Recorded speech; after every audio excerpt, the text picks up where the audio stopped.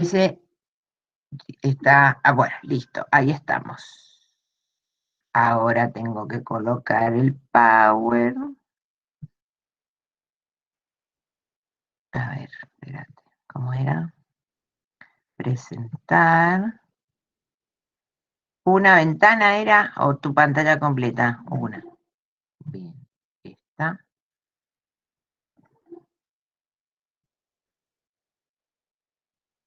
A ver si empieza a leer. Ah, es que está entrando la gente. Wow, wow. Bueno, vamos a esperar un poquito.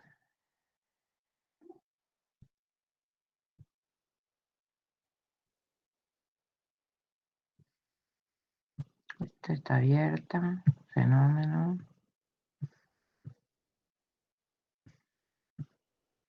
Esto está bien. Ahora, presentar ahora, a ver.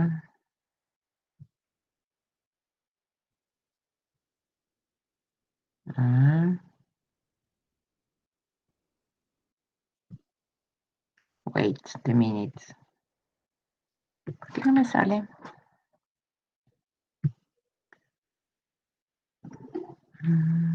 Tiene que capturar la imagen del power. Ah, siguen entrando. A lo mejor eso es lo que dificulta. A ver, sí.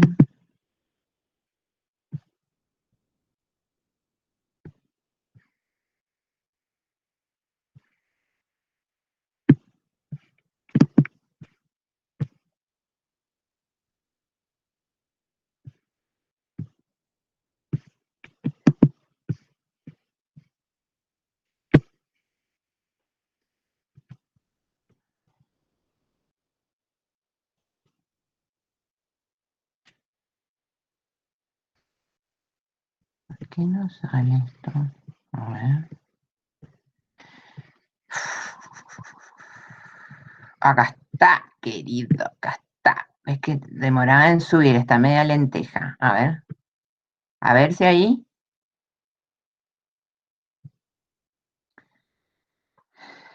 Ahí se ve. ¿Todavía no sube? No, profe, no se ve. No, profe. ¿No? Qué raro. Debe estar subiendo.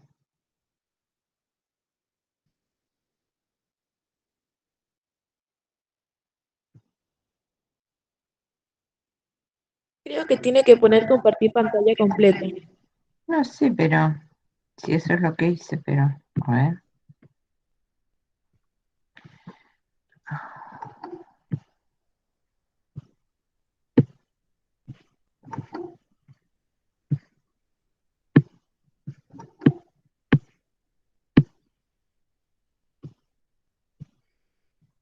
Pantalla completa, vos decís. Pero no me da. Sí, al menos la clase pasada la dio así, con la pantalla completa compartir. Sí, pero ahora no me aparece para activarlo. Bueno, voy a tener que salir de pantalla completa. A ver ahí.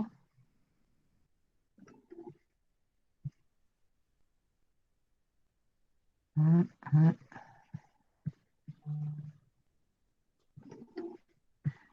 Bueno,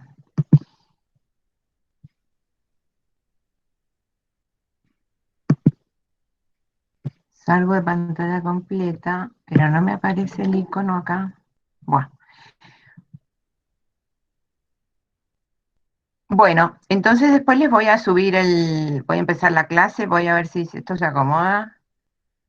Y de última, ¿ustedes me escuchan ahí? Sí, pero no la vemos. Bueno, no importa, porque lo mismo se va a grabar y después subimos el power, ¿sí? Bueno, no sé qué pudo haber pasado acá. Algo hice mal, sin duda. Siguen entrando. Ya en unos minutos, ya son las 9:10, un poquito más y ya estamos, porque si no, el ruidito. A ver si esto. Voy a hacer el último intento, chicos.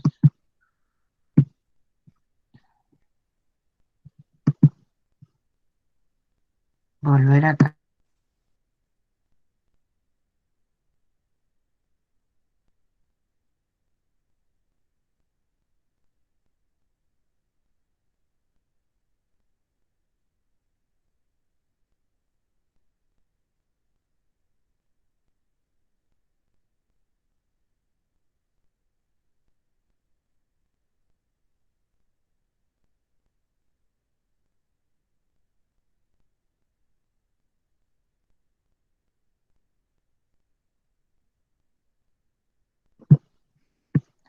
Voy a intentar de vuelta pantalla completa, a ver si me da bolilla.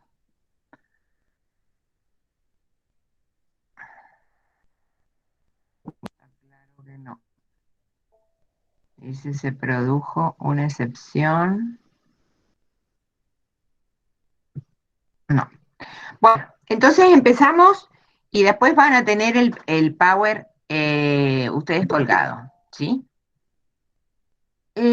Nosotros habíamos quedado la semana pasada con, habiendo desarrollado, ¿no es cierto?, todo el proceso que va desde fines del siglo XVIII hasta la crisis dinástica de 1808, en donde habíamos puntualizado cómo se habían formado las juntas, ¿no es cierto?, tanto de Montevideo como las del Alto Perú, y cuáles habían sido los resultados divergentes en función de la política y de la, digamos, de la especificidad que cada una de esas juntas tuvo. Y cuando desarrollamos el tema de las juntas en el Alto Perú, que fueron a nombre de Fernando VII y que recuerdo aquí que la diferencia con la Junta de Montevideo es que niega obediencia a las autoridades peninsulares, es decir, niegan obediencia al Consejo de Regencia que está instalado en la metrópoli. Estas juntas son pensadas como un ejercicio de autogobierno, un ejercicio de autogobierno independiente de la situación y de las instituciones metropolitanas o españolas. Y que también dijimos la respuesta dada por el virrey del Perú, que el virrey del Perú, Abascal, con la anuencia de Cisneros, el nuevo virrey que llegó a Buenos Aires, reprime este movimiento de autogobierno o de autogestión de su propia gobernabilidad. Y que justamente esta respuesta tan dramática, violenta y sangrienta es la que va a dar lugar a una severa imputación por parte de las élites criollas sobre la autoridad y sobre el principio de autoridad de los virreyes, de los gobernadores intendentes y de los tenientes gobernadores que gobernaban América en nombre del rey. Entonces se termina de romper la confianza sobre los funcionarios reales en América. Este es un punto importantísimo en ese aspecto. Y también tenemos que decir una cuestión muy importante, más cuando estamos insistiendo, ¿no es cierto?, con que este año es el año belgraniano, ¿no?, porque se cumplen los 200 años de la muerte de Belgrano. ¿Y por qué lo traigo a colación en esta clase? Porque justamente esas juntas altoperuanas tenían una idea que Belgrano había abrigado en su cabeza y había hecho gestiones con la princesa Carlota Joaquina, que la princesa Carlota Joaquina era la hermana del rey que estaba cautivo por Napoleón, es decir, hermana de Fernando VII e hija de Carlos IV, que en lugar de caer en manos de Napoleón, fue la única de esa familia borbona que pudo escapar de esa situación, porque como estaba casada con el príncipe de Portugal, se trasladó a Río de Janeiro, que era la capital digamos, la capital de las colonias portuguesas en América, y entonces ahí se instala la corte y los reyes. No le pasa a la monarquía portuguesa lo que le había pasado a la monarquía borbónica o a la corona borbónica, sino que ellos deciden emigrar, salen de Europa para justamente no caer bajo el control de Napoleón. Y esto hace que esa princesa, que era una mujer atenta a lo que estaba pasando políticamente, aspirara a reemplazar a su hermano que estaba preso y que también había consentido el gobierno napoleónico, ¿no es cierto? Entonces la Carlota, esta mujer, se imagina que puede ser la regente y la sucesora de todos los territorios de americanos que integraban el Imperio Español. Entonces entra en tratativas con una serie de personajes, entre ellos Belgrano, para ser coronada regente en Buenos Aires. Pero este movimiento, que es bastante, digamos que interesa a muchos, ¿por qué? Porque a tipos como Belgrano, por ejemplo, o los Rodríguez Peña, les interesa porque les permitía controlar la unidad de todos esos territorios que integraban el Imperio Español con una persona que gobernara desde América, ¿no? Independientemente de lo que estaba pasando en la península. Entonces ese movimiento, que fue un movimiento de opinión y que tuvo gestiones en el medio, porque Belgrano le escribe a la Carlota le escribe a Belgrano, etcétera, pero después la Carlota deja en suspenso las negociaciones y lo denuncia a Belgrano y a todos estos personajes que están involucrados en este movimiento ante el virrey.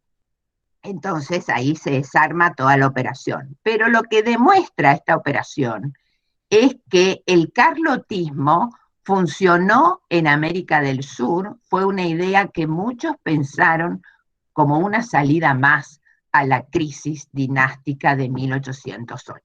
Ese es el concepto que me interesa que retenga. Entonces, entre lo que había pasado en el Alto Perú, el carlotismo y demás, lo que muestra es que el ambiente político está muy caldeado en,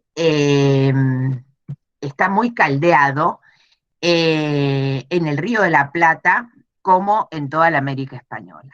Y aquí ingresamos a otro punto del programa, que es bueno que ustedes siempre trabajen con el programa en la mano, que es la Revolución de Mayo, los sucesos que hay que tener en cuenta para poder explicar por qué el 25 de mayo se festeja como un punto de partida de la revolución en el Río de la Plata y que está en los orígenes, ¿no es cierto?, de un nuevo sistema político. Para esto, para entender la Revolución de Mayo, tenemos que tener en cuenta algunos principales aspectos. Uno es cómo es la situación peninsular. ¿Qué quiere decir esto de la situación peninsular? Quiere decir que qué está pasando en España para poder entender cómo responden las colonias americanas, en este caso las dirigencias criollas y peninsulares en el Río de la Plata. Y esa situación peninsular era dramática a comienzos de 1810, porque como les dije la semana pasada, la guerra en la metrópoli la están ganando los franceses. Por lo tanto, los españoles, en compañía con los ingleses, a quien le había pedido ayuda, no tienen éxitos militares. Por lo tanto, tienen que irse replegando, ¿no? Entonces, primero estaban en Sevilla, después tienen que bajar a Cádiz, después se queda el Consejo de Regencia, se queda en una isla chiquitita, chiquitita, chiquitita, que se llama Isla de León, que da un ejemplo de, digamos, el reflujo de posiciones territoriales que tenía ese gobierno. Esas noticias llegan a Buenos Aires y el virrey Cisneros en ese momento se quiere hacer el distraído. Entonces, ¿qué hace? Oculta la información. Pero la información no le llega solamente a él, sino que llega a todos los circuitos que están movilizados y politizados y muy atentos a lo que pasa en Europa y en España. Es por eso que un grupo de dirigentes y sobre todo de los líderes de las milicias que habían tenido un rol protagónico, como se acuerdan que habíamos visto un rol protagónico en las invasiones inglesas, un rol protagónico de Saavedra cuando los frena a Álzaga y los sostiene a Liniers. Entonces esos jefes de milicia van, y también dirigentes del consulado como Belgrano y otros personajes, van a decirle a los próximos del virrey que es necesario discutir qué van a hacer. ¿Y cuál es la forma institucional para discutir políticamente en una situación de excepción o extraordinaria? El cabildo abierto. Piden un cabildo abierto para discutir cuáles son los pasos a seguir y finalmente ese cabildo abierto se realiza el 22 de mayo de 1810. Y ahí se reúne la florinata de la élite de Buenos Aires, ¿no? Los principales comerciantes, los principales letrados, el obispo, los militares, etcétera, etcétera. Es decir, esa sociedad corporativa está representada ahí para discutir qué situación política viven y cuáles son los pasos que van a seguir. Y ahí entonces se discuten los argumentos, que es lo que ustedes en el programa van a tener como el lenguaje político de la revolución, que esto es lo que vamos a desarrollar ahora. ¿Cuáles son los dos núcleos de ese debate? ¿Quién gobierna y en nombre de quién se gobierna? ¿Por qué? Para entender esto tenemos que volver sobre lo que había pasado en 1808. Los reyes habían abdicado, el poder había pasado a los Bonaparte, y una parte de la opinión pública española y americana habían dicho, yo con ese rey José I, que aparte tomaba mucho vino y por eso le decían Pepe Botella, no quiero saber nada. Por lo tanto, la gente que no está de acuerdo con esa autoridad, ¿qué es lo que había hecho? Había interpretado que el poder estaba vacante y que era necesario formar una situación provisoria, una salida institucional provisoria. Entonces, ese tema se discute en Buenos Aires en el Cabildo Abierto del 22 de mayo. Y ahí hay dos conceptos que son claves. Esto lo tienen que tener clarito. Primero, llegan a un acuerdo, digamos, la mayoría de la gente está opinando, son todos varones, ahí no van mujeres, ¿no? Porque los vecinos, acuérdense que los vecinos eran los hombres casados o, sí, los hombres casados y asentados en la ciudad, que ese es el concepto de vecino, ¿no? Entonces, esa gente dice, el poder está vacante. Esto técnicamente que se llama la caducidad del gobierno en España, que no hay autoridad legítima constituida en España. Esto es un primer punto. ¿Mm? Y como no hay una autoridad legítima, el poder, decían esas personas, y esa forma de pensar la política y el poder, vuelve al pueblo. Entonces, tenemos dos conceptos que son claves: caducidad y reversión de derechos de soberanía al pueblo. Primer punto. Pero esto, diríamos que tenía un consenso prácticamente abrumador en esa reunión de más de 200 personas en el Cabildo de Buenos Aires, empieza a tener una diferencia de interpretación, ¿no? Solamente el obispo había dicho, acá no se toca, no se mueve una sola ficha, todo debe permanecer igual. ¿Eso qué quiere decir? Que la única opinión reaccionaria frente a la situación era la del obispo Lué. Pero el resto de las personas estaban totalmente convencidas de estas dos nociones, de que no había un poder legítimo en España y que por tanto el poder revertía al pueblo. Pero en torno a este último concepto empiezan a haber diferencias de interpretación. Porque para algunos, como Castelli, por ejemplo, entre otros, la noción de pueblo remite a que el poder revierte solo en la capital del virreinato, es decir, en la ciudad de Buenos Aires y sus instituciones. En cambio, para el fiscal de la audiencia, un personaje formidable que se llamaba Manuel Villota, Villota le refuta a Castelli y le dice, no, señor Castelli, si el poder revierte no solo a la capital del virreinato, sino a todos los pueblos que integran el virreinato del Río de la Plata. Y esos pueblos son sinónimo de cabildos. Entonces allí se presenta un dilema, ¿m? Que un político muy sagaz y que después va a tener una trayectoria política muy importante en los años que siguen, Juan José Paso, se encuentran en una situación incómoda, ¿no? Porque muchos compartían la opinión de Castelli, pero se dan cuenta que la opinión de Villota también tiene parte de verdad. Entonces ahí aparece la política en torno a una solución de negociación o transacción de argumentos.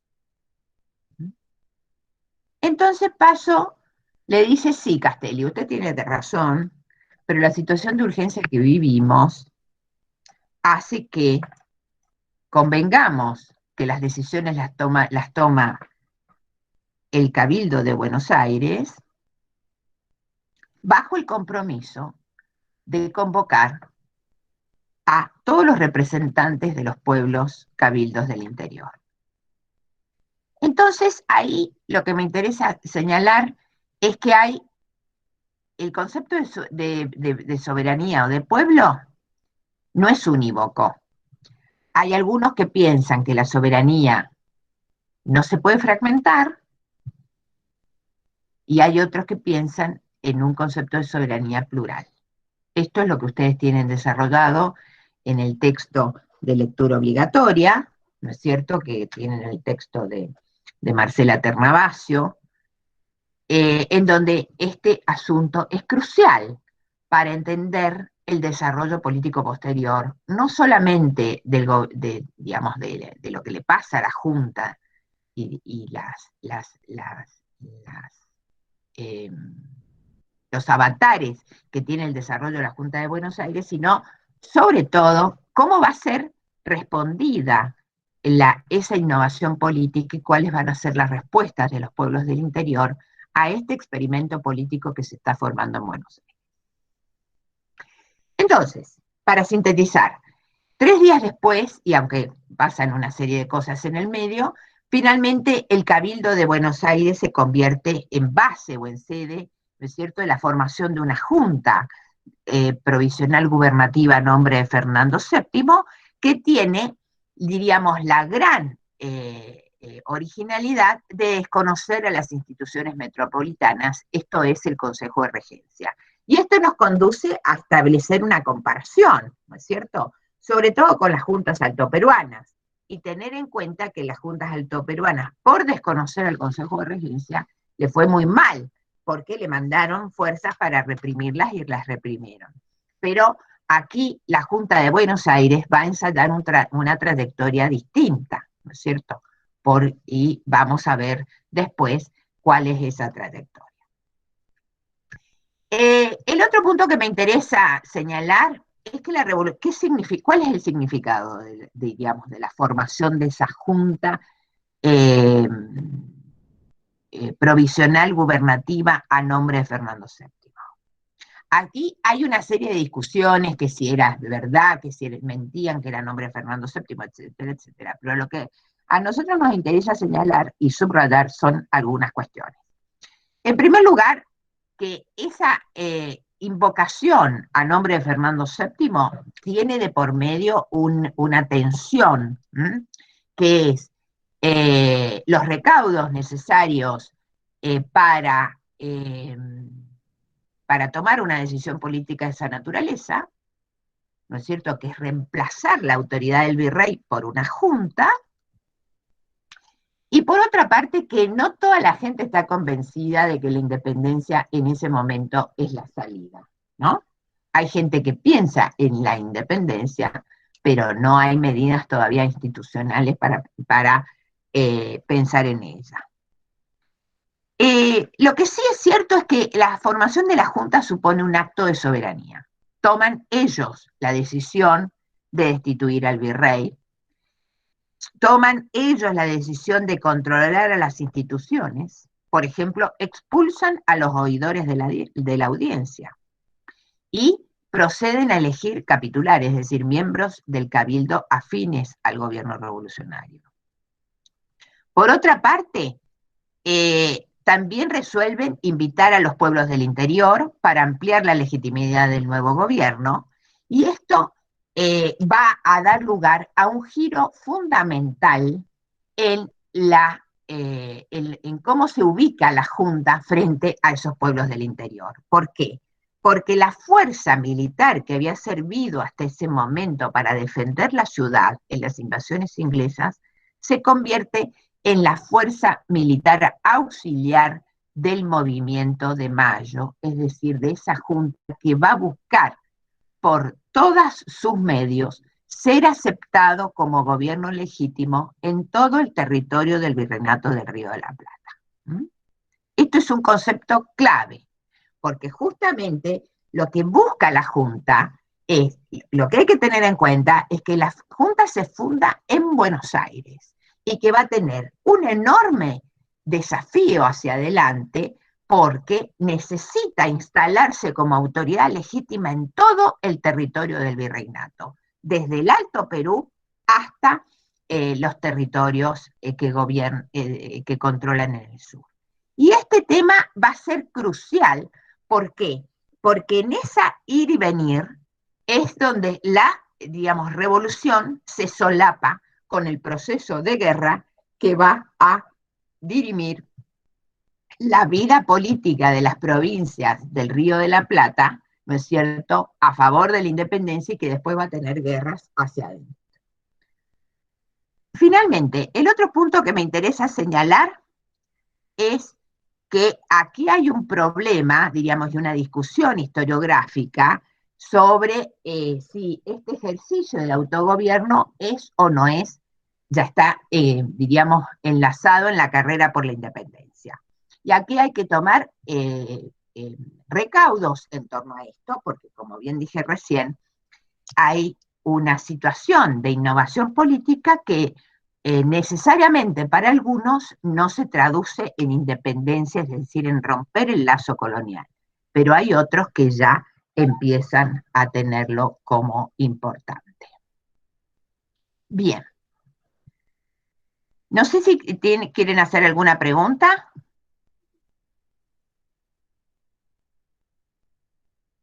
¿No? No, profe, muy clara. Profe, Voy a intentar de vuelta a ver si puedo subir el power, a ver si se acomoda un poco este aparato. Si no, profe, que alguno de nosotros lo presente, no hay problema con eso. Sí, pero yo no sé por qué la otra vez salió bien y ahora no aparece. A ver, ¿ustedes dicen que es pantalla completa o es la media? No es completa porque usted no nos puede ver después. Compartir toda la pantalla, ¿esa es la que ustedes dicen que tengo que poner? Sí, sí. Qué macana, ¿por qué no me sale ahora? A ver. A ver.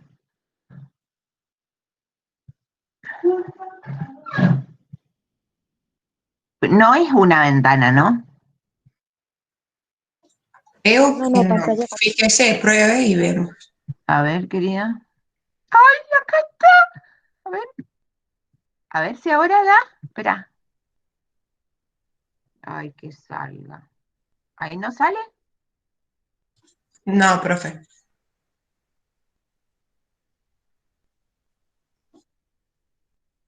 Pero qué macana, che. ¿Y por qué me dice?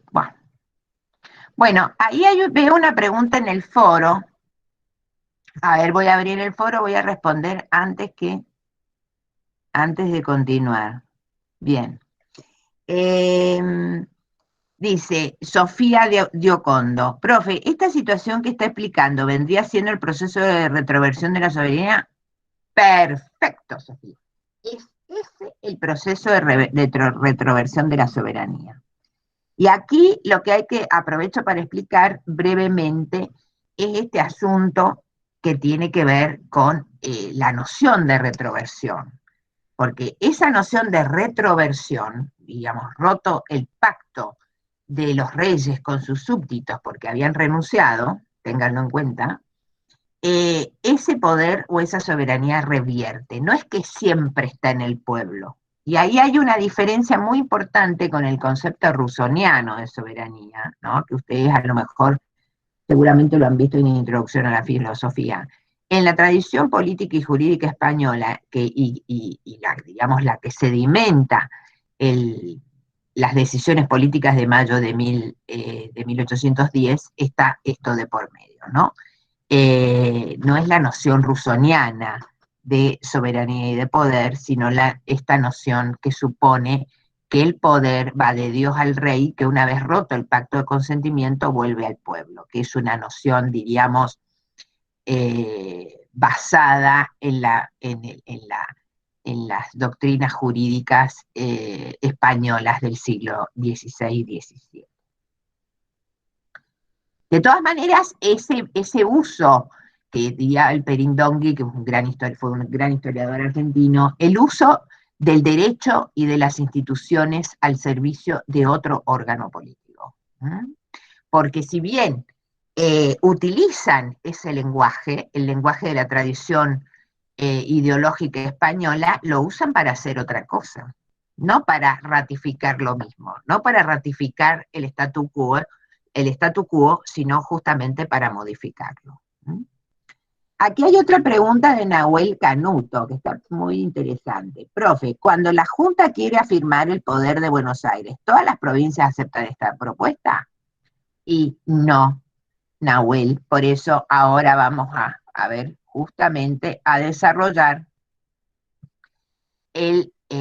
vendría siendo el tema de la Revolución y Guerra entre 1810 y 1820, que esto ustedes también lo tienen en el texto de Ternavasio, y yo voy a puntualizar 3 aspectos. Esto, recuerden que el Power, ahora termino la clase, cuando termine la clase, lo subimos. Así que van a tener la clase, el Power, y también en su momento voy a indicar cómo algunas claves o algunos tips para que utilicen los otros recursos que están en el aula virtual. Bien, ¿qué es revolución y guerra? Revolución y guerra son 2 caras del proceso político que arranca en 1810 y que para el Río de la Plata y para nuestro programa instituye 1820 como un punto de inflexión. ¿Esto qué quiere decir? Que estamos pensando en lo que pasa en el Río de la Plata y que la guerra no termina la guerra de independencia no terminan en 1820 en América del Sur. Sabemos que las guerras de independencia en América del Sur terminan en 1824, cuando Sucre, ¿no es cierto?, consigue el éxito de Ayacucho, y ahí, diríamos, toda la América del Sur española, la antigua América del Sur española, digamos, los realistas son derrotados militarmente, ¿no es cierto? Pero nosotros tenemos que tener en cuenta esta periodización, 1810-1820, en función de que esos son 2 caras de esa moneda, ¿no? Por una parte, cómo se van a ir construyendo las instituciones independientes de la metrópoli y la península, y por otra parte, cómo ese proceso político está acompañado diríamos, de un proceso guerrero que va a tener diferentes escenarios. Como yo recién dije, los que formaron la Junta de Mayo 1810 y se sacaron de encima al virrey, tenían frente a sí un enorme desafío. Esos revolucionarios porteños necesitaban ser aceptados como autoridad legítima en todo el territorio del Río de la Plata. Y las respuestas para esto van a ser disímiles. Pero ¿qué hicieron para que justamente fueran aceptados? Enviaron, por una parte, comisionados y apoyados con fuerza militar, ¿no? Esos comisionados son los personajes que llegaban a cada una de las ciudades con el pliego de la Junta, diciendo, bueno, en Buenos Aires se formó una Junta, esta es la autoridad, ustedes tienen que obedecer, y de paso les daban la circular del 27 de mayo, ¿no es cierto?, que le decía, los invitamos a sumarse al gobierno. El segundo punto que me interesa señalar es la adhesión y rechazo de la autoridad de la Junta Revolucionaria. ¿Por qué? Porque, como bien dijo nuestro compañero recién, Nahuel creo que era, hay una parte de las ciudades que aceptan la autoridad de la Junta Y hay otra parte de las ciudades o cabildos que no aceptan la autoridad de la Junta. ¿Y esto qué quiere decir? Nos enfrenta a escenarios distintos. Técnicamente, ¿cómo se llama eso? Frentes de guerra según las especificidades locales, ¿no? Entonces, cuando uno mira esa geografía, la geografía que habíamos visto, ¿no es cierto? Ya les voy a poner después un mapita, pero para recordar, es que ahora no le puedo visualizar, bueno, la geografía que habíamos visto antes, ¿se acuerdan cuando habíamos visto las intendencias del norte y las intendencias más próximas a Buenos Aires? Todas esas intendencias van a responder de diferente manera a la autoridad que se forma en la capital del virreinato. Por una parte, esto que pone de relieve que no hay homogeneidad frente a la formación de la Junta. No todos estaban dispuestos a ese cambio político. Entonces vamos a hacer un recorrido. Vamos a ir primero a Montevideo y la Banda Oriental, que es la actual Uruguay. Ahí tenemos un escenario dual, y ustedes eso lo van a ver también en Ternavasio. ¿Por qué? Porque Montevideo se mantiene fiel a la metrópoli y no acepta lo que pasó en Buenos Aires. Pero en cambio, la campaña alrededor de la ciudad de Montevideo, es decir, las zonas rurales, los pueblos rurales, que es la Banda Oriental, se pronuncian a favor de la Junta de Buenos Aires. Entonces ahí, ¿se acuerdan cuando habíamos visto la formación de la Junta de 1808 de Montevideo, que habíamos dicho fisura en la unión virreinal entre Montevideo y Buenos Aires? Bueno, ahora hay otra fisura, una fragmentación de la soberanía entre Montevideo y sus pueblos rurales. ¿Está claro ese concepto? ¿Lo entienden? Sí, profe. Bien. Sí, profe. Si pasamos ahora a Córdoba del Tucumán. Córdoba del Tucumán, que era la antigua intendencia que incluía Córdoba, La Rioja, Mendoza, San Juan y San Luis. Ahí vamos a ver también que hay resultados diferentes, porque Córdoba rechaza la Junta, y por eso al gobernador intendente y a Liniers, que era su amigo, y a otros acólitos realistas que jugaban a favor del virrey de Lima, los van a pasar los fusilan, ¿no? En cambio, los pueblos de San Luis, Mendoza y San Juan adhieren a la Junta. Ustedes dirán, ¿por qué se produce esa división? ¿Por qué Mendoza, San Juan y San Luis se pronuncian a favor de la Junta y no siguen la orden de su superior de la ciudad de Córdoba? Porque aparte de haber rivalidades locales, diríamos, también había un fuerte vínculo de los pueblos cuyanos con la ciudad de Buenos Aires y sus alrededores, porque allí recalaban sus vinos y aguardientes que producían, por lo tanto tenían sus principales mercados, ¿no? También hay importancia en los lazos políticos que se habían construido, entre otros, y la resistencia a Córdoba, que sobre todo en términos fiscales. Si nos vamos más arriba, a la gobernación de Salta del Tucumán, que integraba las actuales provincias de Salta, Tucumán, Jujuy, Catamarca y Santiago del Estero, vamos a ver que justamente lo que había pasado en Córdoba ayuda a inclinar todas esas ciudades al gobierno de la revolución, que estos comisionados, como bien dije recién, iban acompañados por fuerza militar. Si nos vamos hacia el este, ¿no? Paraguay, donde justamente el Belgrano que recordamos este año fue el encargado de dirigir esa expedición, ahí a la revolución y a Buenos Aires ni a Belgrano le fue bien, porque justamente Paraguay toma una decisión muy distinta a la que había tomado Salta o la que van a tomar otras ciudades, ¿no? Le dice a los funcionarios de Buenos Aires, mire, yo no voy a obedecer al Consejo de Regencia, pero tampoco los voy a obedecer a ustedes. Me instalo en un plano de igualdad entre Asunción, ¿no es cierto?, que era la capital de la Intendencia de Paraguay, con Buenos Aires. Por lo tanto, Paraguay ahí empieza a recorrer un camino de autogobierno que se va a mantener y que no se va a alterar por más expediciones militares que manden desde Buenos Aires, ni tampoco los del virreinato peruano. Finalmente, las provincias altoperuanas, en ese momento las provincias y sobre todo Potosí, ¿no es cierto?, las zonas más ricas de ese momento, porque ahí están las principales minas de plata. Y ahí las respuestas son disímiles. Hay provincias que juegan a favor de la revolución y hay otras provincias que juegan en contra.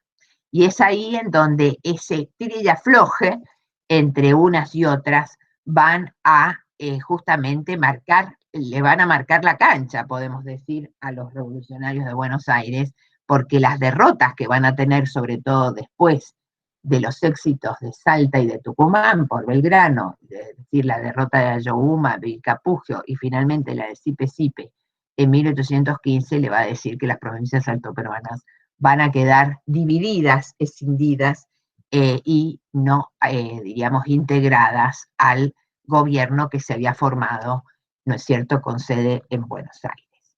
Finalmente hay que tener en cuenta que de dónde provenía la mayoría de la batería contrarrevolucionaria. ¿Qué es ser contrarrevolucionario? Es mandar recursos y hacer operaciones políticas para derrotar a los revolucionarios. Ahí el centro de la contrarrevolución es Lima.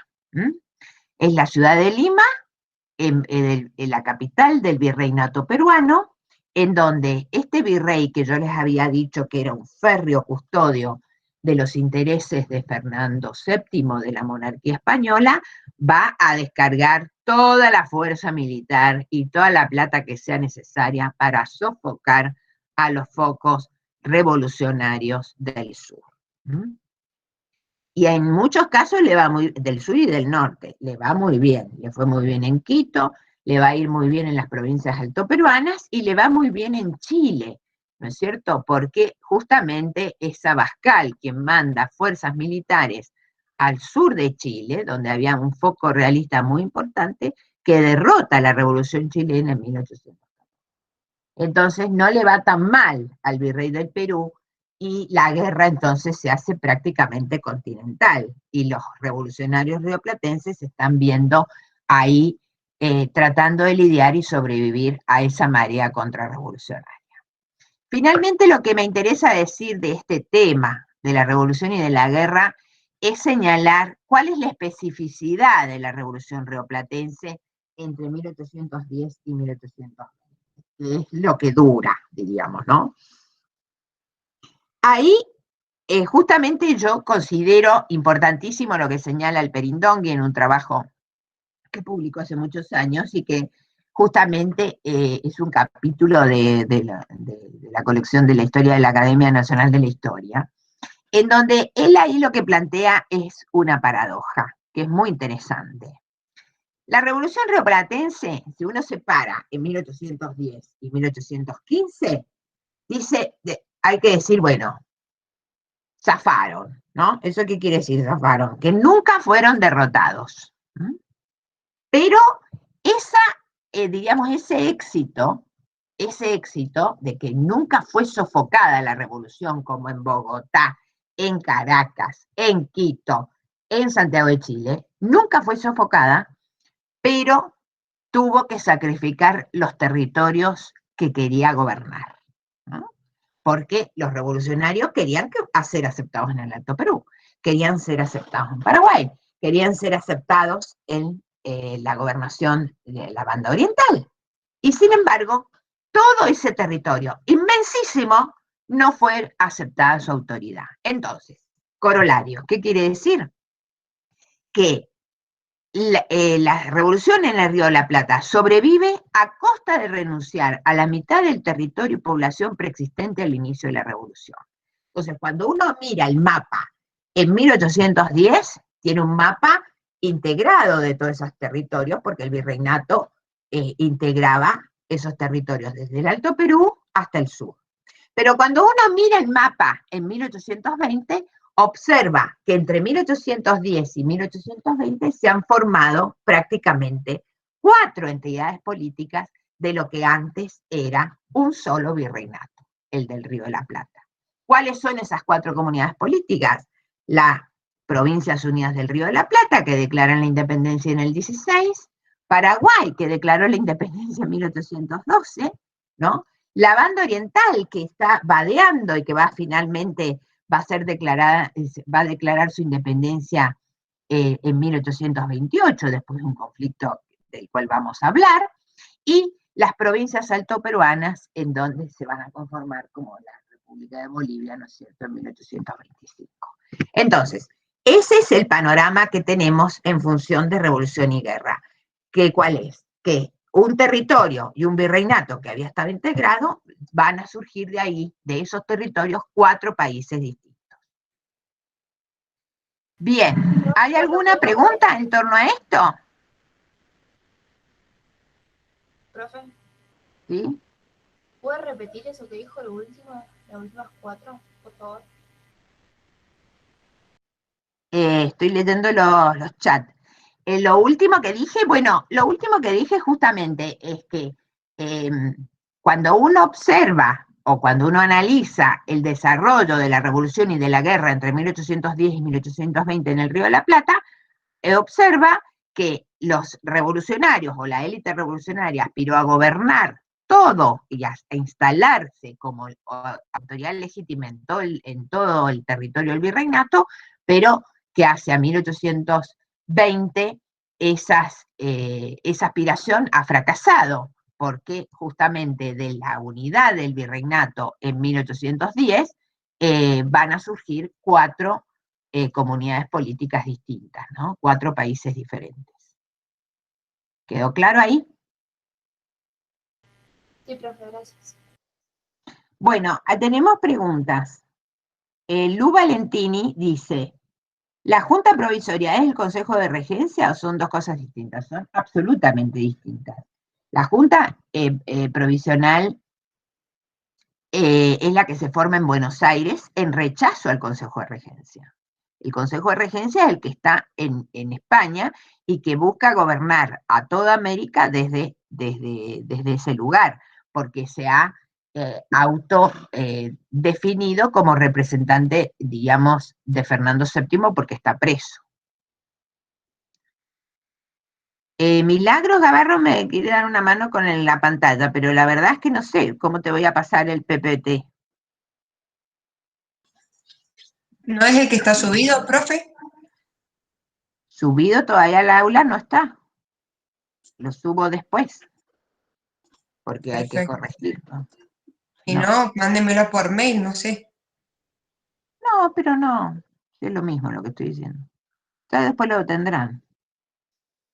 Bueno, Melissa Benicio dice, ¿ya había representantes de provincias para ese momento? Bueno, el tema de la representación es lo que vamos a desarrollar ahora. En 1810, lo que le dicen a las provincias o a las ciudades cabildos, los convocan a reunirse en Buenos Aires en ese órgano colegiado, que es la Junta por una parte, y que después se va a formar la Junta Grande, que es lo que vamos a ver enseguida. Valen Amormino, profe, no me quedó claro qué pasó en la gobernación de Salta de Tucumán. ¿Aceptaron o no la Junta? Sí, la aceptaron por unanimidad. Bien, no hay ahí más preguntas. Voy a volver a intentar con el Power ahí, vamos a ver.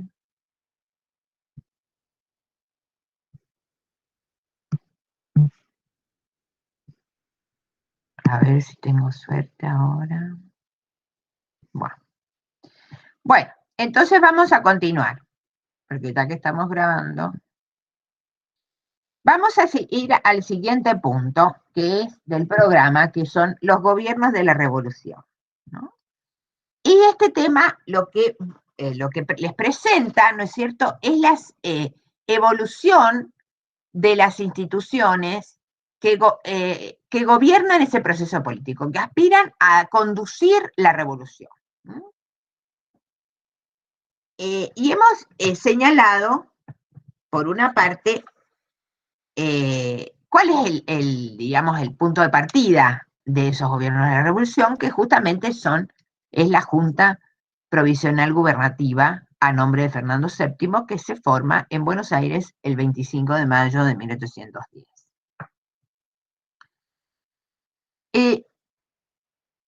Lo que también me interesa señalar, y es lo que justamente Ternavasio desarrolla a lo largo del capítulo que ustedes tienen que leer, que les recuerdo que el capítulo es El Nuevo Orden, hay que tener en cuenta que no es solamente destituir al virrey, sino que la Junta supone una nueva página en el tema de cómo se forman los gobiernos y en los fundamentos y características del poder político en el Río de la Plata. Esto es un concepto fundamental, ¿no es cierto? ¿Por qué? Porque hemos dicho que está de por medio una pregunta o dos preguntas desde que se disparó la crisis dinástica, ¿no? ¿Quién gobierna y en nombre de quién? ¿Quién lo hace? Y para sociedades como estas, que estuvieron gobernadas por siglos por reyes, aunque no los hubieran visto nunca, el reemplazo de un rey por por gobiernos formados por personas, por varones, ¿no es cierto?, aún con muchas cualidades, pero con personas normales, diríamos, que no eran reyes, que no eran hijos de reyes, tramitar la nueva manera de gobernar no fue un trámite sencillo, ¿no? Porque la sustitución del concepto de soberanía, que justamente va a fundar los nuevos gobiernos, ¿no? El principio que funda los nuevos gobiernos es el de la soberanía popular. Una mutación sustantiva en cómo se habían organizado el poder y la política hasta el siglo XVIII y hasta prácticamente las revoluciones, tanto la Revolución Norteamericana, la Revolución Francesa y la Revolución de Haití, de los negros, ¿no? La soberanía popular diríamos, el germen de los nuevos sistemas políticos. Ya el soberano no es Dios, no es el rey, digamos, no es el rey que el poder le viene de Dios, sino que es el pueblo, en sus variantes, ¿no? Porque para algunos el pueblo solamente es el que sabe leer y escribir, para otros el pueblo es solamente el que tiene riqueza acumulada, pero para otros, soberanía popular es todo eso junto, ¿no? Entonces lo que hay que tener acá en cuenta es lo siguiente, que los gobiernos de la revolución están fundados en ese principio de soberanía popular, como el principio de legitimación política que va a ser laico o secular y no trascendental o divino. Es decir, los gobiernos se fundan en un principio, que es la ley, que es las constituciones, y se fundan en un principio de que los gobiernos deben ser limitados y surgen para preservar los derechos de los ciudadanos. Ese es el gran cambio de las revoluciones políticas del siglo XVIII y XIX, que nuestra Revolución de Mayo muestra cómo se articuló en estas pampas o en estas cuyos, ¿no? Pero lo que me interesa señalar, y que es lo que señala Ternavasio también, es que ese concepto de soberanía popular no se da así aislado, ¿no? Ustedes han visto en Introducción a la Filosofía. ¿Ustedes vieron? Les hago una pregunta. En Introducción a la Filosofía, ¿vieron a Rousseau? ¿Estudiaron Rousseau? Sí, vimos Rousseau. Sí. ¿Y qué vieron de Rousseau? A ver, cuéntenme. Contrato social. Que era, claro, que era contractualista. Claro. Y que creía en la soberanía no en la soberanía del pueblo, en el bien común, que no era el bien solamente de todos los ciudadanos, sino el bien de todos los ciudadanos unidos en sociedad. Bien, entonces, ese principio de que la sociedad, diríamos, y el orden social no tiene un origen de trascendencia, sino que es laico, que está hecho por hombres y después mujeres de carne y hueso, ¿no es cierto? Es lo que se pone en evidencia en este proceso. Por una parte, un principio que empieza a funcionar como fundamento del poder político moderno, junto a otro principio, que a lo mejor ustedes no lo alcanzaron a ver por Rousseau, porque Rousseau, digamos, es el gran, entre comillas, fundador o de las democracias o de los totalitarismos. Pero bueno, pero el tema es que ahí para Rousseau el pueblo soberano tenía que gobernar directamente, ¿no? Él no aceptaba que el ciudadano delegara su soberanía en otro. Pero los sistemas representativos que se van a ir formando suponen soberanía y representación como dos patas de un mismo problema. El pueblo es soberano, pero, como va a decir después la Constitución de 1853, el pueblo no gobierna ni delibera sino a través de sus representantes. Es decir, que cuando arranca la conformación de este nuevo andamiaje conceptual en cómo se va a fundar las sociedades y los gobiernos, el tema de la representación política va junto con ello. Es decir, que el pueblo es soberano, pero delega su soberanía en representantes o gobernados. Y aquí hay un punto, hay un grupo, hay un filósofo inglés muy sabio, ¿no?, que se llama David Hume, que justamente decía, el kit de la cuestión es entender qué hace que un grupo reducido de personas gobiernen y que un grupo mayoritario de personas acepten o obedezcan ese gobierno. Es decir, ¿cómo es ese lazo representativo? ¿Cómo se va articulando la relación entre gobernantes y gobernados? Con un principio laico, vuelvo a decir, o no trascendental, no es porque me lo manda Dios, sino porque es resultado, como ustedes vieron en la introducción a la filosofía, de un contrato, de una forma de convivencia ciudadana. No sé si me hice entender. ¿Está claro?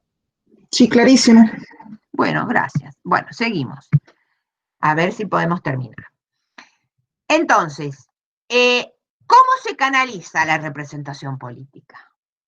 Y en esto es muy importante porque van a aparecer cuestiones que a nosotros nos parecen, digamos, muy corrientes, pero que en ese momento fueron toda una novedad. ¿Qué es? Cómo empiezan las elecciones y cómo el sufragio comienza a, digamos, a ser el canal, ¿no es cierto?, de comunicación y de legitimación en el proceso de selección de los gobernantes y de su instalación y legitimidad, ¿no?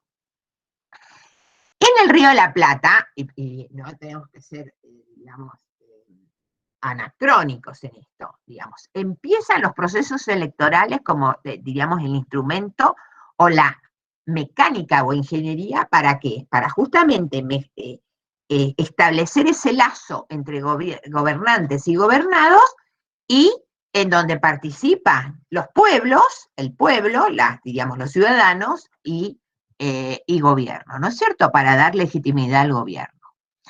¿Cuál es la originalidad en el Río de la Plata? Que esto empieza a funcionar no solo en las ciudades, sino también en las campañas, es decir, en las zonas rurales, ¿no?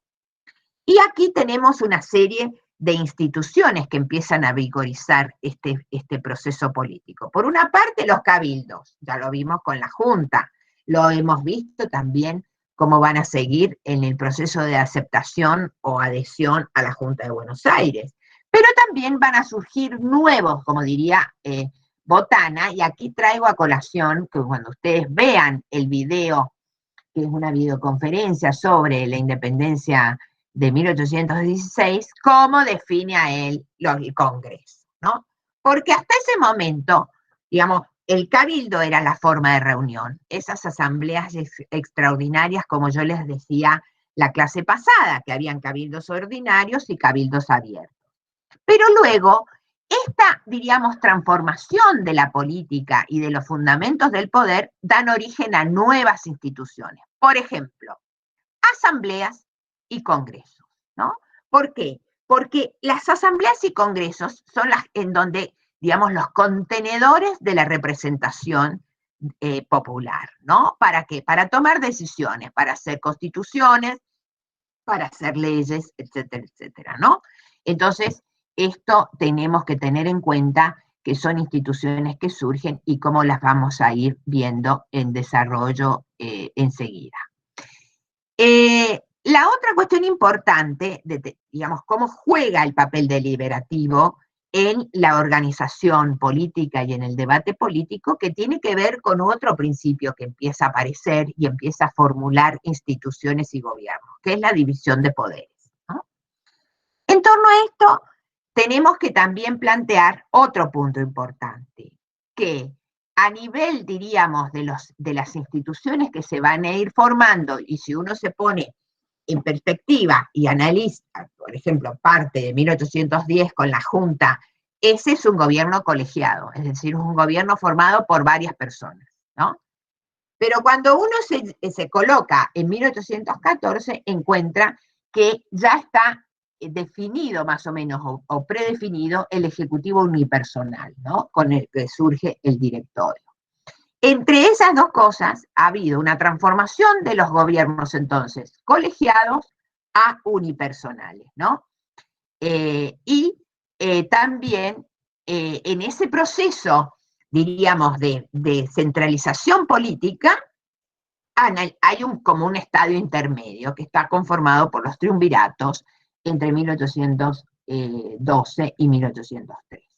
De todas maneras, lo que me interesa señalar, y lo que la mayoría, y ustedes van a ver en la bibliografía que tienen de obligatoria, es que todas estas instituciones y los cambios que se van dando, ¿no?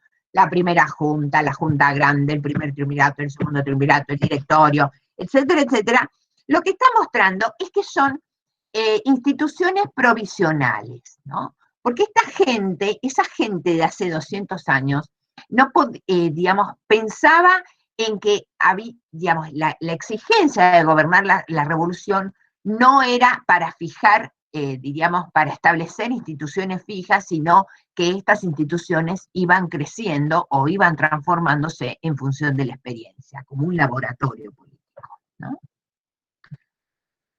Bien. No sé si tienen alguna pregunta ahí. ¿Tienen alguna otra pregunta ahí? A ver si tienen acá. ¿Me escuchan? Sí, se escuchó. No sé si tienen alguna otra, algún comentario, pregunta. No, profe. No. Bueno, entonces seguimos. Bueno, llegamos entonces a un punto importante que tiene que ver justamente con el desarrollo de este proceso político. Nosotros habíamos visto recién, y recién yo desarrollé las características de este nuevo orden y de los fundamentos del poder, ¿no es cierto? Pero ahora es importante analizar cómo se desenvuelven esas instituciones en función de un contexto que no es tan solo de lo que está pasando en América, sino también de lo que está pasando en Europa. ¿Por qué? Porque tenemos que tener en cuenta que estos ensayos institucionales, este laboratorio institucional, tiene otro escenario, que es el desarrollo de la guerra, que a lo que nos referimos más hace un ratito. Un punto importante que tenemos que tener en cuenta acá es ese gobierno pensado y formado desde 1810 como provisional, va a ir, diríamos, acelerando su paso o acelerando su ritmo en torno no tanto a las exigencias de lo que la sociedad le daba, sino en respuesta al desarrollo de la guerra y a lo que en su momento tenía que ver con, diríamos, la pérdida de, diríamos, de la timidez originaria sobre este tema, diríamos, de que si eran leales o no eran leales a Fernando VII, sino fundamentalmente radicalizando la revolución y avanzando en el camino de la independencia. En torno a esto, digamos, si miramos, siempre hay una controversia o siempre la pregunta que se hace, ¿por qué la Argentina tiene dos fechas patrias? ¿Y cuál es la diferencia entre la Revolución de Mayo, es decir, cuando se celebra el 25 de mayo y cuando se celebra el 9 de julio? Lo que eso muestra, en definitiva, son las diferentes situaciones y cómo la independencia no estaba, digamos, desde temprano en la agenda de los que tomaron las riendas políticas en 1810. Pero cuando uno se coloca en el punto intermedio entre 1810 y 1816, encuentra justamente que hay muchos signos de que la independencia ya está en curso, ya está en marcha. Y allí hay un gran evento, un gran acontecimiento, que es justamente la Asamblea del año 13, ¿no es cierto?, en que ustedes tienen que prestarle atención en el texto que tienen como de lectura obligatoria, porque la Asamblea del año 13 tiene diferentes tips para estudiarla mejor. Una es que es resultado de un cambio en el gobierno, en el Ejecutivo. Y un cambio en el gobierno, en el Ejecutivo, producido por un grupo que está convencido que hay que avanzar en la independencia, que es la Logia Lautaro, ¿no?, junto con la Sociedad Patriótica. Ahí hay una movida, hay un golpe que le hacen al primer triunvirato y que se coloca un segundo triunvirato que convoca a la Asamblea con un doble mandato: declarar la independencia y dictar una constitución, ¿no? En un momento sumamente crítico, porque ese momento crítico tiene que ver con que en Europa a Napoleón ya no le está yendo tan bien y está regresando al trono Fernando VII. Por lo tanto, la guerra se va a acrecentar y se va a radicalizar entre realistas y los insurgentes rioplatenses. Lo que me interesa, el de la Asamblea del año 13 es una instancia muy importante en nuestro estudio, porque no solamente tiene el mandato de la independencia y la Constitución, sino que justamente se convierte en una experiencia muy novedosa, ¿no?, de convocar a una asamblea que se eligen diputados para conformarla, una asamblea legislativa y que tenía carácter constituyente, ¿no?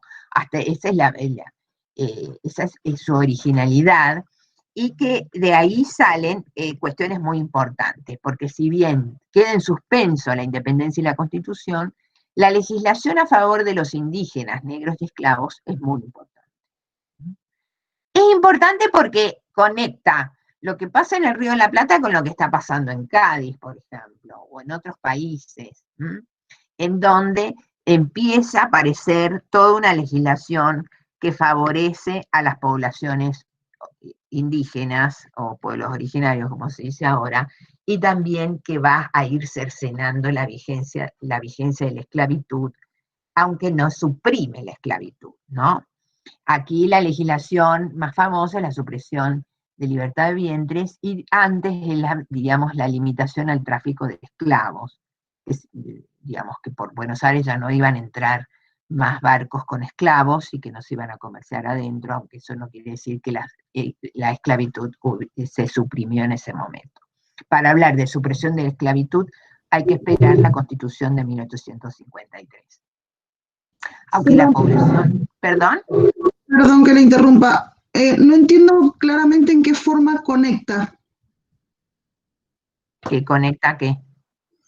Justamente con Cádiz, lo que estaba mencionando. Y porque Cádiz, justamente en Cádiz, se promueve una constitución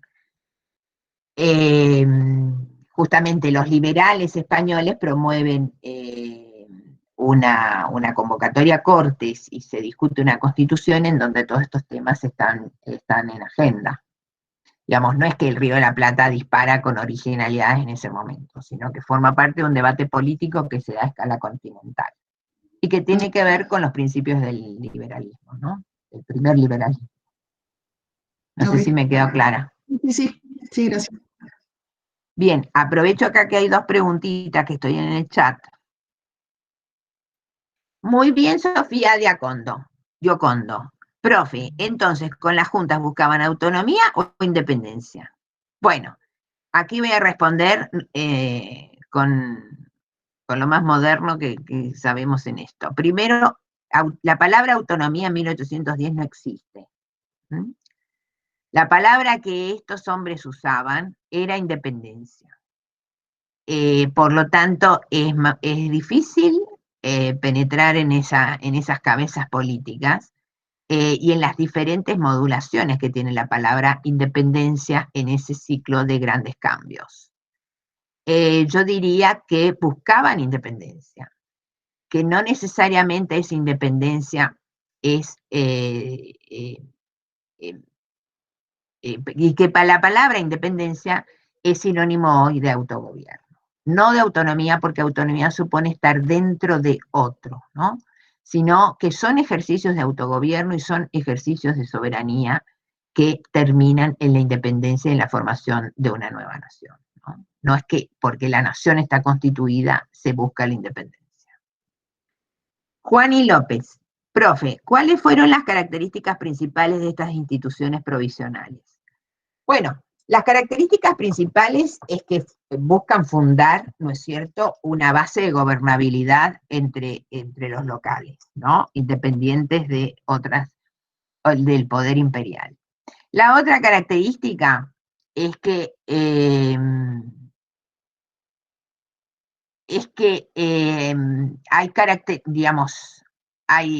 tienen que tramitar las funciones legislativas, las funciones judiciales y las funciones ejecutivas.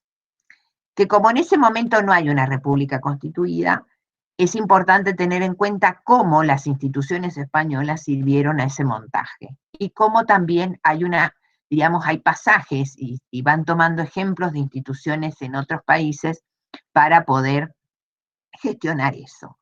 En ese momento, y sobre todo después, cuando toman el poder los hombres del segundo triunvirato, que ahí estaba San Martín, ahí está Alvear, ahí está el Monteagudo, una serie de personas, estos personajes están muy compenetrados del modelo napoleónico y muy compenetrados del proceso francés. Entonces, por eso el directorio, cuando uno estudia la Revolución Francesa, encuentra que hay directorio en la Revolución Francesa y acá, no casualmente, es el directorio. Y la asamblea, la palabra misma asamblea, también remite a la tradición francesa. ¿Mm? Y ahí agrego ahora, con el tema de la asamblea del año 13, que no es solamente la legislación liberal o la legislación a favor de los beneficios de la población esclava y de los indígenas, sobre todo la supresión del tributo, de la mita, del yarnaconajo, etcétera, etcétera, sino también que la Asamblea del año 13 usó por primera vez el concepto de soberanía nacional. Hasta el momento no había usado ese concepto de soberanía nacional, que la soberanía reposa en la nación. Entonces, eso es muy importante. El sentido de lo provisional es que piensan que la institución o la constitución definitiva va a venir después, porque esa provisionalidad está caracterizada también por el proceso de la guerra, que no saben cuál va a ser el resultado de lo que, diríamos, de las innovaciones políticas que están haciendo. Porque, como lo vamos a ver después, no es solamente el escenario de la guerra contra los realistas, sino cómo se va a disparar a partir de 1813 y 1814 la guerra interna, cuando Artigas, ¿no es cierto?, el líder oriental Artigas, le haga la guerra al gobierno del directorio, ¿no? Bien, a ver, Nahuel. Muchas veces en el material se nombran los realistas, autonomistas e independentistas que representaba cada grupo. Bueno, acá hay una mezcla, Nahuel. Yo creo que tendrías que aclararte un poquito. No hay autonomistas en ese momento, ¿no? No sé si... voy a revisar el texto de Ternavasio para ver. Los realistas son los que defienden la monarquía española y al rey. ¿Mm? Y hay realistas, hay menos realistas en Buenos Aires que los que hay realistas en Montevideo. Montevideo se mantiene realista hasta 1814. ¿Mm? Realista, pueden haber opiniones realistas, pero la fuerza, digamos, Liniers estaba a favor del rey en 1810, como lo había estado en 1806 y en 1807, ¿no es cierto? Lo que está claro es que los independentistas digamos, se hacen más, digamos, esa variación en la noción de independencia, ¿no es cierto?, entre 1810 y 1816 es clara. Al principio, en 1810, el tema independentista no está tan definido, no es tan mayoritario como lo va a ser en 1816, cuando ya el planteo por la independencia es contundente.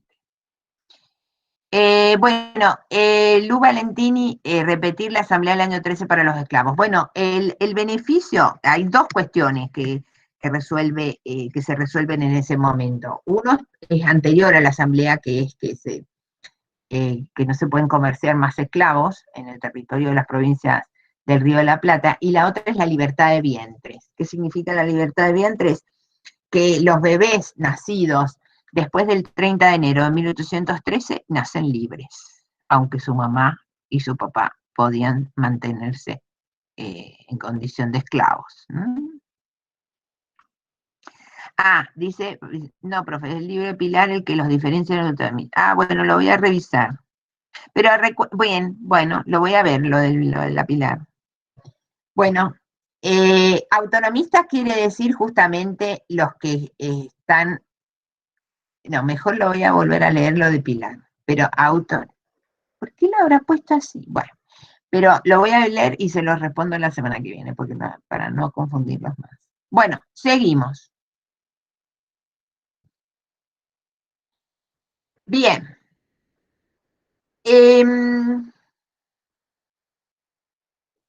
Entonces, habíamos desarrollado la Asamblea del año 13, la independencia de la Constitución, la legislación a favor de indígenas, negros, esclavos y el debate sobre la soberanía, que eso es muy importante, ¿no? Entonces, yo también les anticipé que, y aquí tenemos que recuperar no solamente el texto de Marcela Ternavasio y el desarrollo de la política y de la guerra, ¿no? Tener en cuenta que la política no es solamente producto de un gabinete y digamos, de un café o de una asamblea, sino que la política en el Río de la Plata es, digamos, la guerra le marca la cancha a las situaciones políticas, ¿no? ¿Cómo está los frentes de guerra en ese momento? Yo acabo de decir que en 1814 Montevideo finalmente es conquistada y que ahí desaparece el foco realista que había alimentado toda la guerra en el río Paraná, en el río Uruguay, y eso es lo que explica por qué esos realistas asediaban los pueblos del costado del río, y eso explica también por qué San Martín debuta la batalla de San Lorenzo sobre el río Paraná, ¿no? Pero entonces, ¿qué quiere decir? Que en el 14 el frente de guerra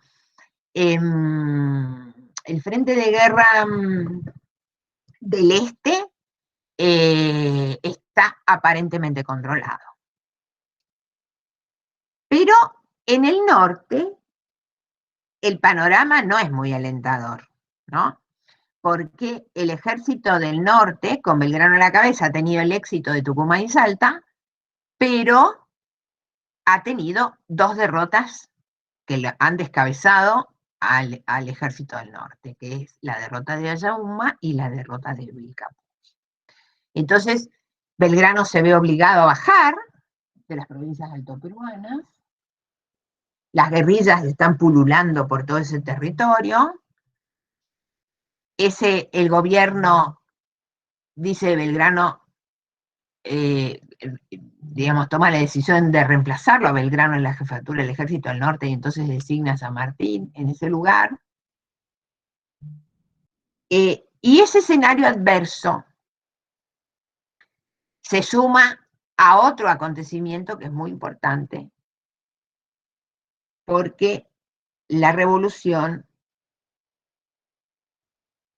en Chile también va a ser derrotada en 1814. Por lo tanto, en 1814 es un escenario sombrío. Sumado a eso, imagínense que llega Fernando VII al trono español de vuelta. Y él, que le había prometido que iba a ser concesivo con los que lo habían criticado y los habían, lo habían observado su comportamiento, cambia rápidamente de opinión y no da ni la amnistía y manda fuerzas militares desde España a América a reprimir, como se decía en ese momento, a los insurgentes o rebeldes americanos. Si Fernando VII hubiera llegado al trono solo y el escenario europeo hubiera sido, digamos, más favorable, hubiera sido un tema menor para los revolucionarios hispanoamericanos. Pero el tema es que en Europa la caída de Napoleón va a determinar el surgimiento de un nuevo mundo, ¿no? El orden legitimista. Vuelven las monarquías absolutas y digamos, los planteos de las libertades, de las independencias, de las revoluciones, van a ser severamente perseguidas y rechazadas. Por lo tanto, los revolucionarios del sur, de Sudamérica, están solos en ese mundo. ¿Por qué están solos en ese mundo? Porque entre 1814 y 1815, la única república que ha sobrevivido en el planeta Tierra son los Estados Unidos. Y todos los bastiones independientes del cono sur latinoamericano y de México, digamos, de América Central y de lo que era América del Norte, también son reprimidos. No hay lugar a independencias, podemos decir. Y ese no hay lugar a independencias se proyecta, ¿no es cierto? Y es como que encierra o va sí, bloqueando la salida de los revolucionarios rioplatenses. Esa situación tan adversa se mete en el corazón del gobierno, ¿no? En 1814, 1815, las provincias del Río de la Plata están gobernadas por un director supremo. Y en 1815, ese director supremo es un exponente de la logia Lautaro, el viejo amigo de San Martín, que habían llegado en el mismo barco de Londres, ¿no es cierto? Carlos de Alvear. Carlos de Alvear era quien había dirigido la campaña a Montevideo, por lo tanto era un militar exitoso en ese momento. Pero la división adentro del gobierno se manifiesta de dos maneras. Una, digamos, se divide en dos partes, digamos, no en dos maneras, me expresé mal. En dos partes. Hay un sector, que es el de Alvear, que es el director supremo, que dice, y miren, lo mejor frente a un contexto tan incierto, que es el de la restauración de las monarquías absolutas en Europa y del reflujo revolucionario en el continente, es que frenemos la marcha de la revolución. No declaremos la independencia y restablezcamos buenas relaciones con las cortes europeas y con España de Fernando VII. Esa es la opinión de Alvear. Pero del otro lugar está San Martín y sus aliados, en donde consideran que esa posición política no vale la pena ser sostenida, sino que hay que acelerar el curso de la revolución y avanzar en la independencia. Ese kit de la cuestión se pone en evidencia en la crisis de 1815, cuando justamente el director supremo Alvear es destituido después porque los militares no le obedecen, después de la sublevación de Fontezuelas, y ese proceso da inicio a un nuevo ciclo de la revolución y de la independencia en el Río de la Plata, ¿no? La destitución de Alvear gravita a favor de un tema que es fundamental. Por una parte, se convoca a un Congreso General lejos de Buenos Aires, no como la Asamblea del año 13 que había estado cerca del puerto, un Congreso que se va a reunir en Tucumán y que van a asistir representantes de algunas provincias altoperuanas, de las ciudades que habían formado la antigua gobernación de Salta, que son la gobernación de Tucumán, la gobernación de Salta, que van a asistir los representantes de Buenos Aires, de las ciudades cuyanas, de Córdoba, pero ese congreso en Tucumán no van a asistir los representantes de las provincias del litoral, es decir, de Santa Fe, Corrientes y Entre Ríos. Ese Congreso Soberano declara el 9 de julio de 1816 la independencia de las Provincias Unidas de Sudamérica. Y es allí donde termina la ambigüedad política que había sobrevivido, ¿no es cierto?, desde 1810. Y ahí arranca una nueva cuestión y un nuevo desafío, que justamente, una vez declarada la independencia, es fijar las bases del gobierno libre. ¿Qué es fijar las bases del gobierno libre? Definir qué forma de gobierno va a asumir esa comunidad política. Y en ese punto hay una discusión muy importante. La discusión es que si esa comunidad política va a adoptar la forma de una monarquía constitucional o si va a adoptar la forma de una república. Entre 1816 y 1819, esa discusión cruza el debate del Congreso y cruza el mismo Congreso que se trasladó de funcionar de Tucumán a Buenos Aires. Y ahí la postura monárquica constitucional que defendía Belgrano y que defendía San Martín, entre otros, fracasó, ¿no? Se impuso la fórmula republicana. Pero esa fórmula republicana también tenía, digamos, ambigüedades, como lo demuestra la Constitución que sale de ese Congreso en 1819, que ustedes le tienen que prestar atención por las características que tiene esa Constitución. Una de las características que tiene esa Constitución es que justamente no menciona si adopta la forma republicana, pero sí lo que está claro es que se trata de un gobierno representativo. ¿Esto qué quiere decir? Que es un gobierno representativo y un gobierno limitado, en donde el Poder Ejecutivo tiene determinadas funciones, el Poder Legislativo tiene otras funciones y la justicia tiene su esfera de acción para administrarla, ¿no es cierto? Entre esas características, lo que me interesa señalar son tres cosas que, como que definen esa Constitución y que sobre todo hay una que se mantiene a lo largo del tiempo hasta hoy en el constitucionalismo argentino. Uno es que instala por primera vez que el Poder Legislativo va a funcionar con dos cámaras, diputados y senadores. La otra, que está ahí y que después no aparece más, es que el Senado va a ser corporativo, va a estar representado por los principales grupos de la sociedad, militares, los directores, los eclesiásticos, etcétera, etcétera. Y la otra, que esa Constitución organiza el poder de manera centralizada. Con esto, ¿qué quiere decir? Que no le da lugar a la participación de las provincias. Esta no es una Constitución federal, sino que es una Constitución centralista. ¿Dónde se basa esa, digamos, qué está expresando esa Constitución? Está expresando la vigencia del sistema que había organizado esa comunidad política desde antes de 1816, que es el sistema de la Unión. Por eso se llama Provincias Unidas de Sudamérica.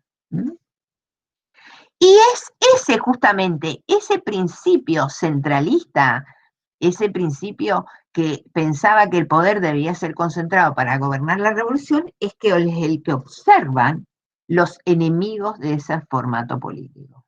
¿Quiénes son los enemigos, los adversarios de ese formato político centralista?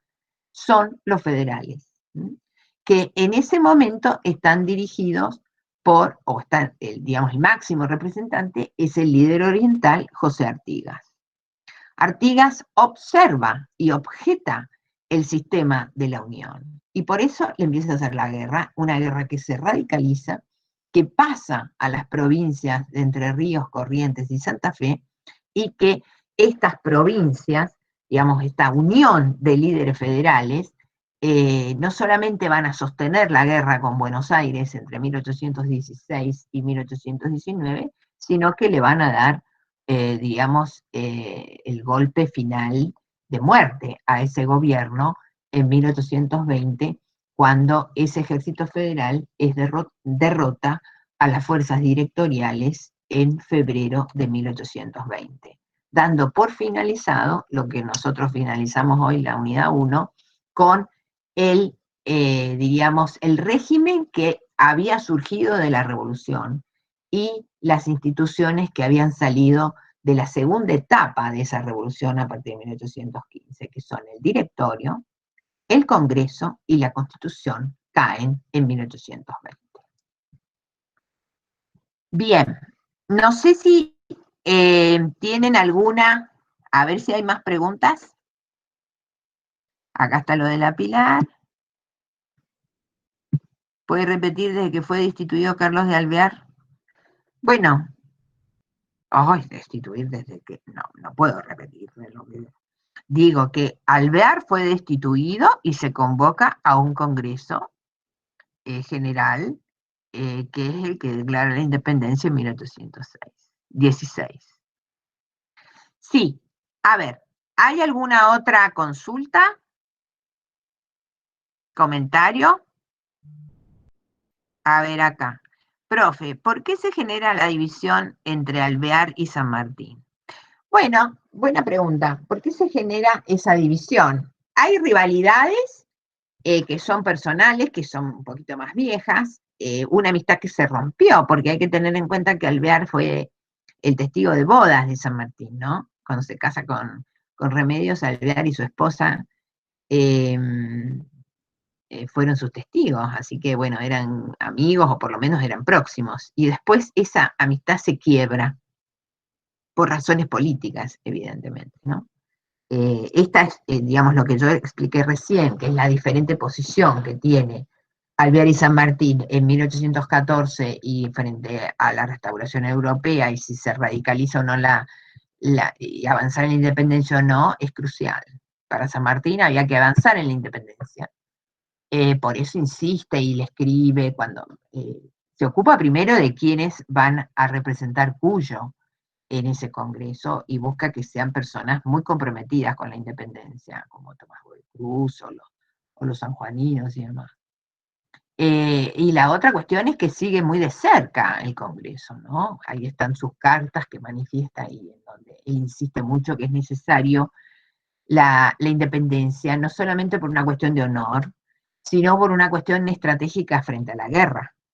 Él está organizando un ejército y es partidario de que ese ejército, digamos, que tiene que ser un ejército de una comunidad política libre, digamos, de una nación libre, para estar en un plano de igualdad con sus adversarios, ¿no? Quiere transformar el régimen de la guerra. Una guerra reglada de acuerdo al derecho vigentes, y por otra parte, plantearse en un plano de igualdad frente a las naciones en ese momento existentes, ¿no? Y no ser considerados como insurgentes.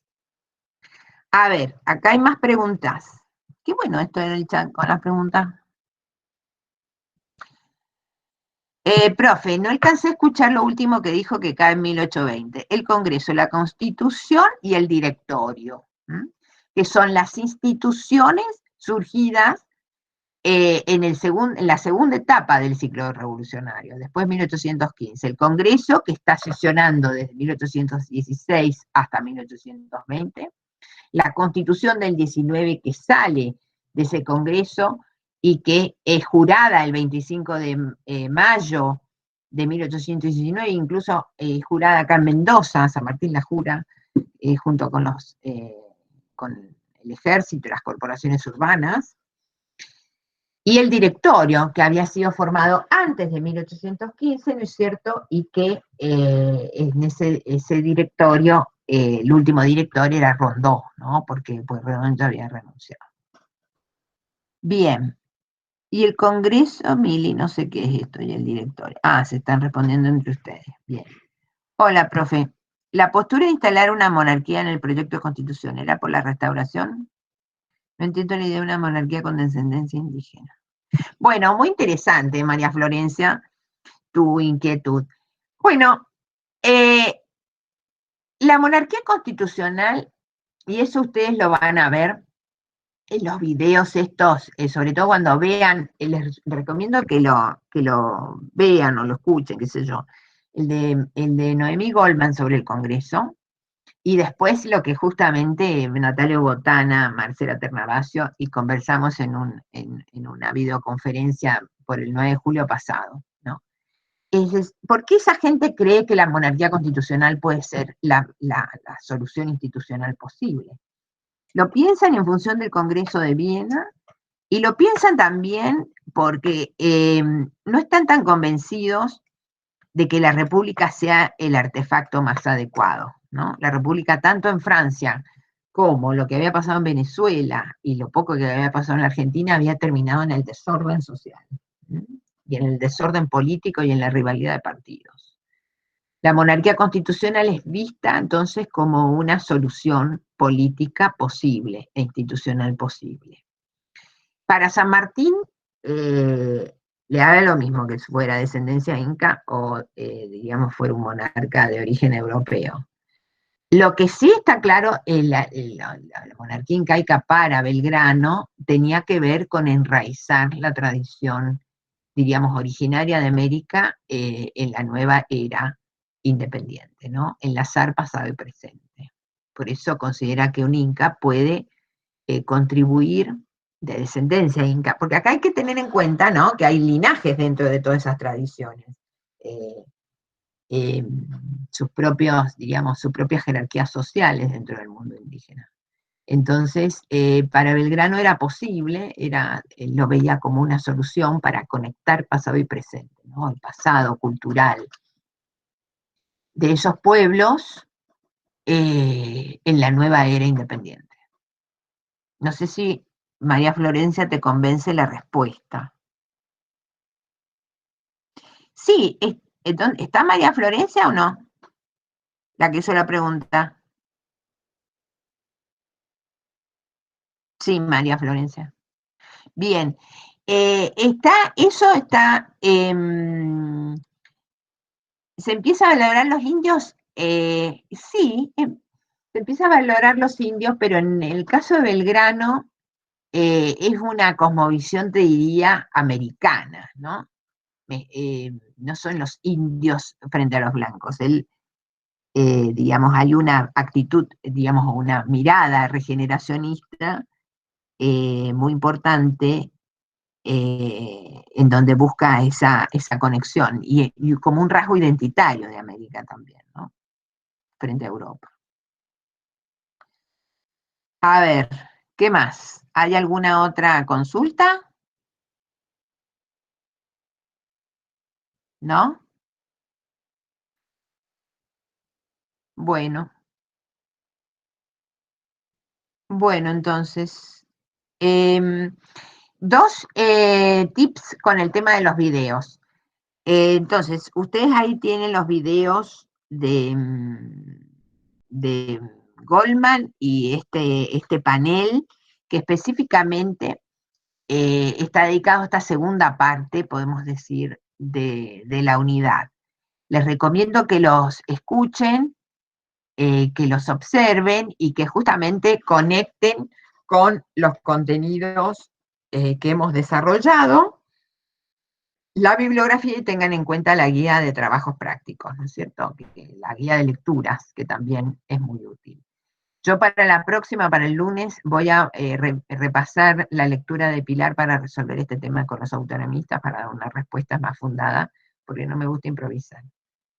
Bueno, si no tienen otra pregunta, damos por finalizado aquí la clase. ¿Sí?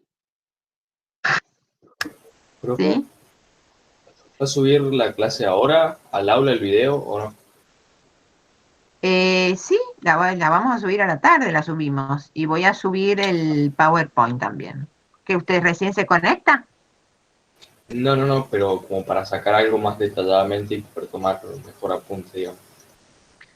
Ah, sí. Escuchando No, las a... clases están, las otras están subidas, ¿no? Sí, la primera sí. No, la primera y la segunda. La di dos. Claro, o sea, la primera creo que fue más de información sobre la Por materia eso, y pero esas ya van dos subidas. sí. Ahora esta sería la tercera, que es la segunda parte de la unidad 1, la vamos a subir, y también vamos a subir el PowerPoint de la unidad 1. Bien, perfecto. Entonces. Bueno, muy bien. Listo, entonces, nos vemos el lunes que viene. Muchas gracias. Nos vemos la próxima. Nos vemos, profe, gracias. Chau, Gracias, profe. chau.